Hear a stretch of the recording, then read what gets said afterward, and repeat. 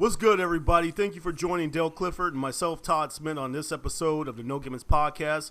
On this week's edition of Climbing the Ladder, we're ranking today's top current tag teams in the world of professional wrestling. So as you know, each company showcases some very talented tag teams. However, we're going to give you guys who we feel are our honorable mentions first off, and then who are the top tag teams in all of professional wrestling today. So Dale, you want to set it off for us? All right, our first honorable mention will be War Machine, the team of Hanson and Rowe. Okay. Second will be Team Tremendous from PWG. Todd, you know a little bit more about them, so... Yeah, so Team Tremendous, not so many people are probably going to be very familiar with these guys. It's comprised of Big Bill Carr, who formerly was a WWE developmental prospect, not as part of NXT, but I believe he was a part of Deep South Wrestling, so this is going back quite a few years. And then another worker by the name of Dan Barry. If you have not had the opportunity to see these guys, check them out. You are missing out. Big Bill Carr is a spitting image of the Big Boss Man from when he was Big Bubba Rogers. Everything all the way down to the outfit with the black pants and the shirt and tie and the suspenders. This guy is the Big Boss Man, except for he's about 10 times more athletic than him. And that's crazy when you think of that, because Big Boss Man was actually a pretty agile big guy. But this guy can do kip-ups. He can do planches. Yeah, believe it or not, somebody who's about 6'6" and well over 300 pounds can high fly. But yeah, they're also, very charismatic. They have a lot of comical stuff that they do. They're kind of like I want to say some sort of like a detective agency.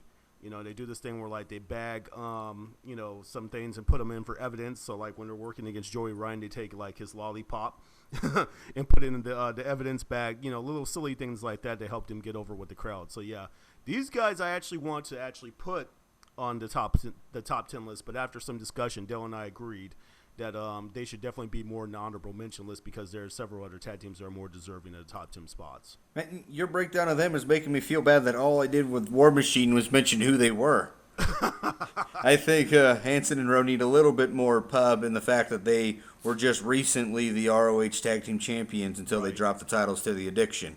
Right. I think that they're a fairly up-and-comer tag team in the Ring of Honor, so I think that's why we kind of have them on the honorable mention stage. They still have a little bit of work to do to climb up the ladder, as we'll say. Next on our list will be the Usos. Go ahead, Todd. Dare I mention one very interesting fact of one of the members of War Machine, Mr. Warbeard Hansen. For those who are not aware, his Todd real Smith. name Todd Smith, is come Todd on. Smith. And not only that, but one of the places I believe that he was billed from over the course of his career was Reno, Nevada, which was also my hometown for several years out there on the West Coast. So I almost want to say, I like War Machine. I'm not a huge fan of them, but I really want to meet this guy just to kind of compare notes with him one of these days. I think it would be kind of cool to do that. And he completely doesn't look like you one bit, Todd. Not at all. I'm better looking. Well, it's like, I will say, though, he could fit well into the Wyatt family. Oh, gosh, yes. Yeah, definitely. Definitely the lost member of the Wyatt family. And speaking of WWE, that'll take us to our next honorable mention tag team, the Usos. The Usos, I want to say, they're not on the main list because of the fact that we were missing. It was Jimmy who was injured and was out for quite a while, was it? Yes. Okay, so yeah, so we were without Jimmy, and we had Jay. Jay even did a little commentary duty there for a while. But yeah, the Usos definitely are a strong tag team. They work well together in the ring. They had a pretty decent connection with the crowd. It's just, as of late, they've kind of lost a little bit of steam. So, not in the top 10, but definitely in the honorable mentions list. And our last honorable mention will go to the Wolves, and I think a lot of this, as we have hit on in our breakdowns of Impact Wrestling, is just due to the fact that they really aren't the Wolves. They're the Wolf. No. Just pick which one is healthy between Eddie Edwards and Davey Richards. It seems like when they finally get back to being the Wolves, TNA gives them the championship back, and then one of them gets injured. Yeah, and I could honestly say, yeah, same thing. These guys are suffering a similar fate as the Usos currently, where they definitely would have had a spot in our top 10 list, but just because of the fact that Davey Richards, has been off screen dealing with his injury. Now, what injury was that? Was it a meniscus tear, or was it something more serious? I think it was in the knee. I don't remember if it was a meniscus or one of the CLs. Right. So yeah, he's gonna miss a significant amount of time. It's really just a shame what's happened with Eddie Edwards. How that guy's really gotten lost in the shuffle. But yeah, so that's our 4 honorable mentions. So let's go ahead and move on to our actual list. So Dale, you want to set it off for who we have at number 10? All right, number 10 is the team that just took down War Machine to become the ROH Tag Team Champions and then defended the titles against Motor City Machine Guns. It will be at number 10 is the Addiction. Now having them just defeated Motor City Machine Guns at best in the world, and then having now known that Motor City Machine Guns is going to show up a little bit later, and our countdown's a bit funny. But right. I just think that this is kind of where I like Christopher Daniels and Frankie Kazarian. Well, unlike Kurt Hennig, me and you are not perfect, Dale. Right? Okay. No, we are up for the criticism here a little bit, I think. The Addiction is a very strong tag team. Both of those guys, both Frankie Kazarian and Christopher Daniels, can both, definitely hold their own. It's just, I don't know. It's something about these guys. You would think that they're more like the arrogant, like so arrogant and so dastardly and whatnot kind of heels that you actually got to love them. I just see them as two middle-aged balding SOBs who are just very arrogant. And I just can't get behind these guys very much at all. I think they're good. I like them, but I just think it's because we kind of both see them as kind of near the top of the age bracket, even though they're not really all that old. But when you line them up against some of these other teams that we're going to list in our top 10, they're probably the oldest ones out there. Yeah. So moving on to number 9, who's in our number 9 spot? The Revival. This is your team, so you go ahead and break them down. I am big fans of the Revival. Like I said before on one of our podcasts, these guys would be the result if you took the tag team of the Andersons. And when I said Andersons, there's so many of them, I have to clarify who am I comparing to, exactly. They remind me of the addition of the Andersons that were within the Four Horsemen when they first got started, Ole and Arn Anderson. Also amidst of the original Midnight Express.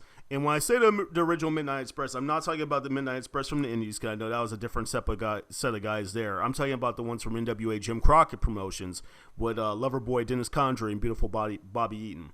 The hard-hitting smash mouth style of the Andersons mixed in with the innovative tag team maneuvers of the Midnight Express. I haven't really seen these guys work too much on a solo basis, but yeah, they are a very cohesive unit and very strong together and built a very good chemistry in the ring. All right, moving on. Number 8, American Alpha. This is probably my top tag team currently in NXT. I definitely was hoping that some of the rumors could have come true that these guys would link up with Kurt Angle at some point, but I don't know if that's going to happen. Just having Kurt as their mouthpiece would have been great. But these guys can hold their own in the ring for sure. Definitely had 2 outstanding pay-per-view matches with the Revival. Yes. Especially that second one. And then, obviously, the Revival did top them. And then American Alpha was jumped. But we're not here to break down NXT. We're just breaking down the tag teams. I like American Alpha. And definitely think that Jason Jordan being paired up with Chad Gable is a lot better than when Jordan was with Ty Dillinger. So I definitely like that tag team pairing for sure. It's very interesting that you bring that up because I was just going to mention that. I was going to say, how far has that guy come in a short period of time from where he was, where he couldn't seem to find a tag team partner that he could mesh well with, to where they kind of had the whole odd couple tag team of him and Gable. And for them to go from that to where, like I said, literally the American Alpha is not just one of the stronger teams in NXT. They are probably one of the strongest teams in the whole entire WWE. Those guys are the 2016 version of Shelton Benjamin and Charlie Haas as the world's greatest tag team, who ironically were paired up with Angle. But yeah, as you said, unfortunately, we kind of found out this week it looks like Angle's not going to be heading back to WWE. But I'm not afraid. These guys could hold their own, definitely. All right, Todd, tell us about number 7 here. So, Aerial Dogfight. Now, when I say that name, you're probably saying, who? What? Aerial what? Yes, Aerial Dogfight. The name of the tag team composed of Mr. Matt Sydal, for those of you who don't know, formerly Evan Bourne from the WWE. Matt Sydal tags up with Ricochet. I don't think I'm actually revealing anybody's business here, but yeah, Ricochet is the same guy as Prince Puma.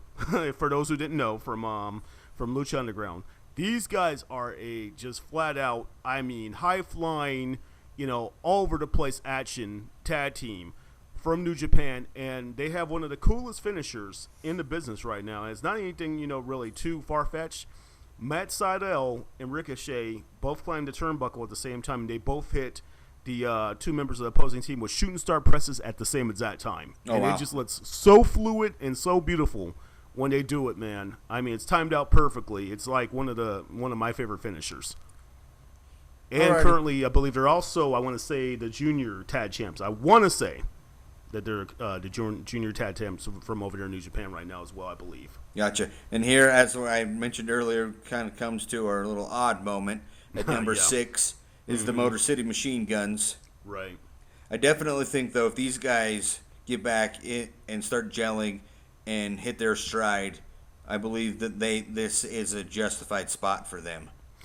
Yeah, the Motor Just City because it's like their fluidity and the way that they can just move so effortlessly from one move to the next. You oftentimes see it from the Young Bucks as well, but I just think, and I think the Young Bucks have pushed that bar a little bit farther. Yes. And we will definitely see them coming up in our countdown a little bit later. Yes, but yeah, we will. definitely just glad that Motor City Machine Guns are back together and at the current moment healthy. Those guys picked up right, where they left off. It was almost as if like they weren't separated for a few years. I want to say Matt Sydal. I'm still talking about Aerial Dogfight. It was I want to say Alex Shelley. Alex Shelley actually went over to New Japan and he paired up with Kushida there for a while as a member of the Time Splitters.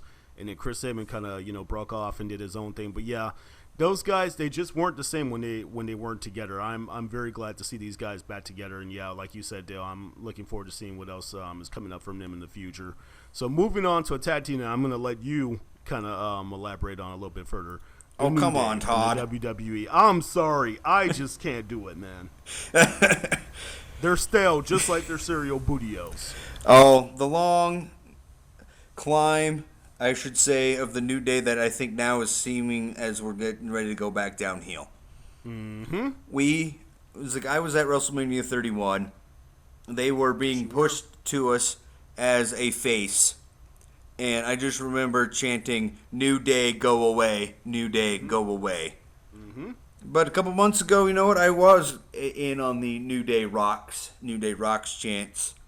But now, after 300 days and counting of them as the WWE World Tag Team Champions, I'm a bit ready for them to move on.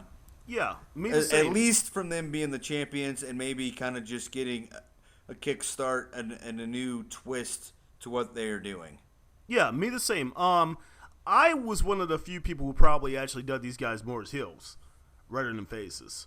I just can't get over the fact when these guys come out, they're wearing the pink and the fluorescent blue and all the the unicorn horns and all the silly antics and everything. They look like what's the candy that they sell at the movie theaters? Sweet Tarts. They look like a pack of Sweet Tarts. But again, seriously, they were supposed to go. It was like all of this stuff was supposed to be heelish, and then people kept. It was like the WWE universe ate it up, and they became faces again.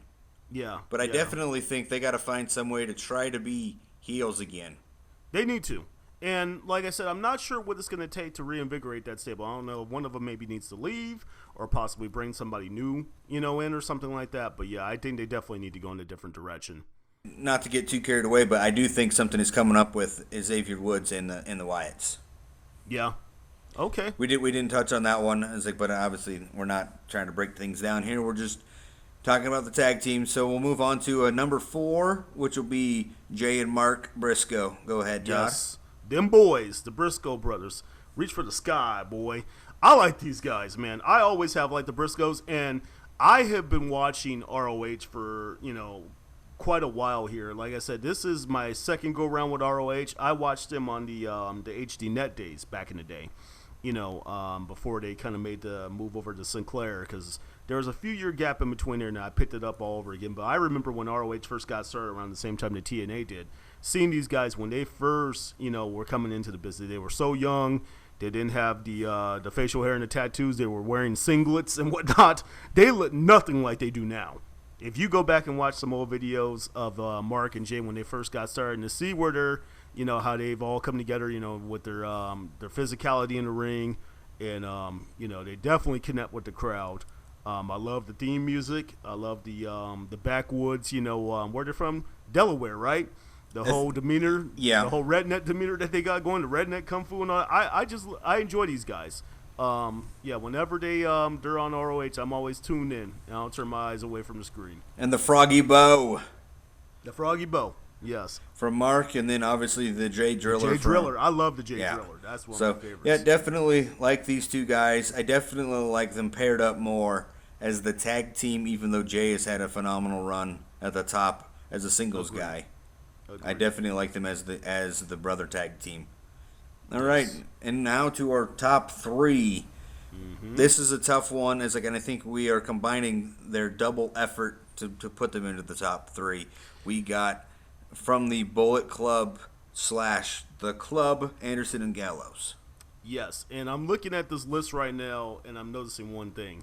In the parentheses, we have two different company names next to Anderson and Gallows. First off, NJPW for New Japan Pro Wrestling, then their short tenure, which they've had so far in WWE. These guys were beasts over there in New Japan. Like I said, as members of the Bullet Club, they were probably one of the best tag teams in all of professional wrestling. Everything about them I liked. Their hard-hitting smash mouth, style in the ring, the makeup that they would wear that kind of remind me of Demolition from back in the days. And Gallows has changed his gear up quite a bit, because when he would actually, come to the ring, and his entrance gear is almost pseudo-Demolition-esque. These guys have been neutered. That's about the only word I could really use since they've came to WWE. They lost their name. Carl Anderson is no longer referred to as the Machine Gun Carl Anderson. They had to change, Doc Gallows back over to Luke Gallows for obvious reasons.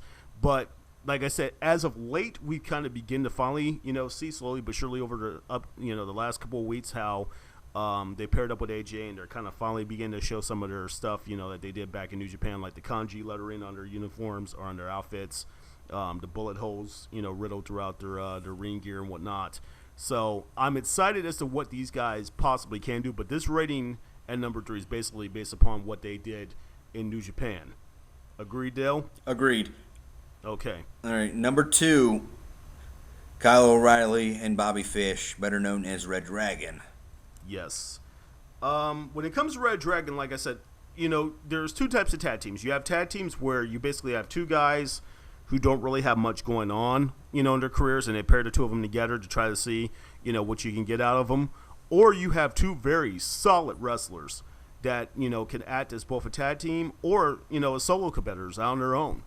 Kyle O'Reilly and Bobby Fish are a perfect example of that. These guys are two very strong workers on their own as solo competitors, and then when you put them together as a tag team, they are by far one of the best in the business. That the finisher that they use, chasing the dragon, the brain buster, with the roundhouse kick, just two simple things like that put together. The way they did it is just so unique, and it's displaying psychology, because it's like, hey, you're weakening the guy's head and whatnot, by kicking him, and then you're dropping him right on his head to finish him off. I like that.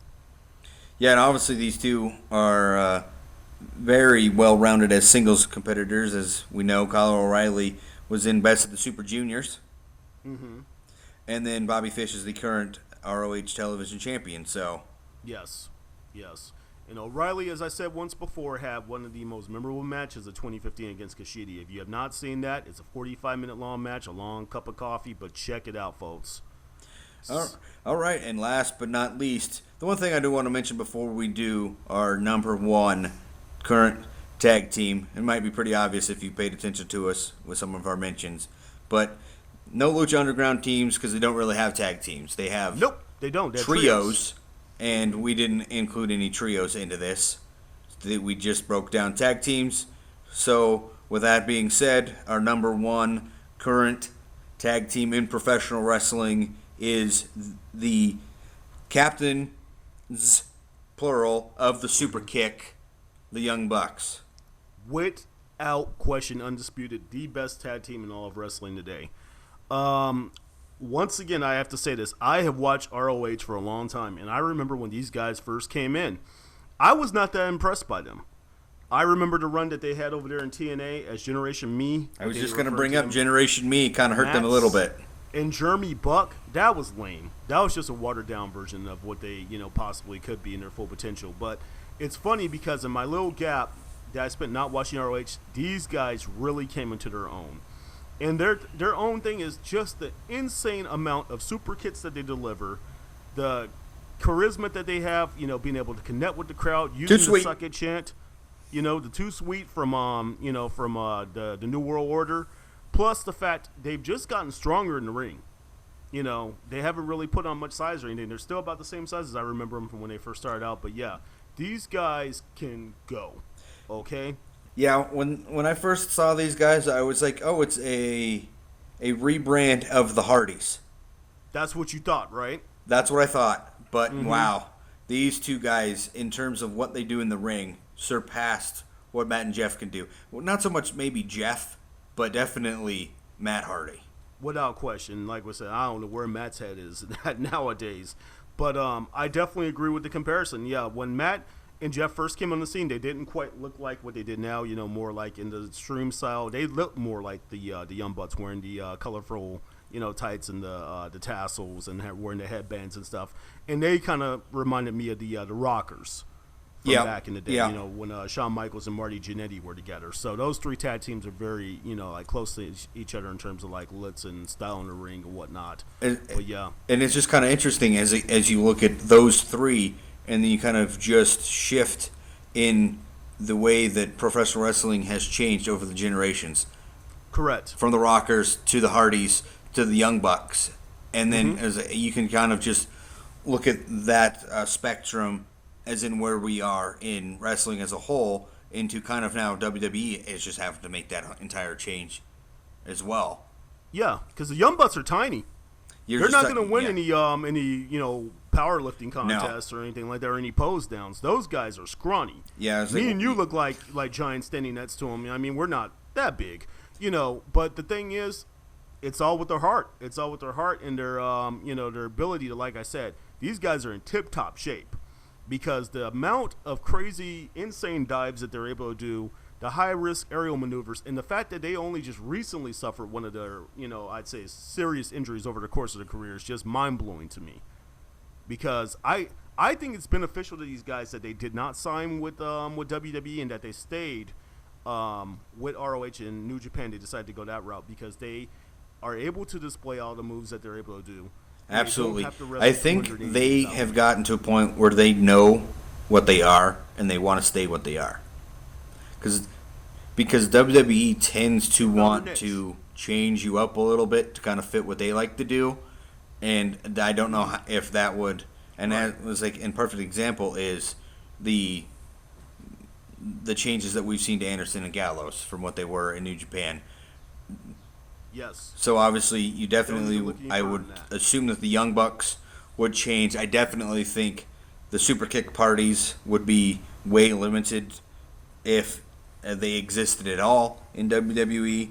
But that's just the thing. It's this. Yeah. The way Nick can move from one move right into the next is just so the fluidity. Spot on and precise. It's and absolutely just brilliant to go, how they can just tie one move into the next. The fluidity with the for the it's everything because he's got the things where he'll put the one leg on the middle rope and slide in and do the moon. They can do a moonsault into the back or coming back in from the ring, he'll slide in and into the tornado DDT. Just everything that kind of just ties in with one move right into the next, and there isn't any setup of a move. It's they're setting up for multiple moves, not just one. Yeah, and there's hardly any recovery time in between. Those guys, the amount of energy they have is just staggering. And it's funny that you brought up the whole thing about the super kick party because I think if they go into the WWE, the super kick party I think would end early. Let's just put it that way because I just think enough guys are already over there in the WWE, including the Usos, use the super kick. So who knows? Right? Yeah, that's the thing, because use it as often as very, very true.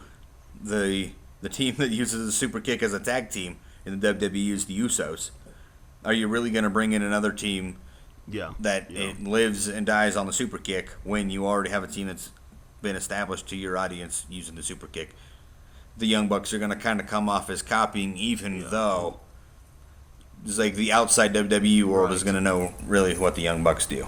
And just a little fun fact here for those who don't know, because while we're on the top of the super kick, most people probably think that it came from Shawn Michaels. It actually came from Gentleman Chris Adams. I'm not sure if you remember that name. No, a little unfamiliar to me. Yeah, we used to work in WCCW with the Von Erichs back in the day. But as you said, we're talking about the tag teams. We're not going to break things down too much.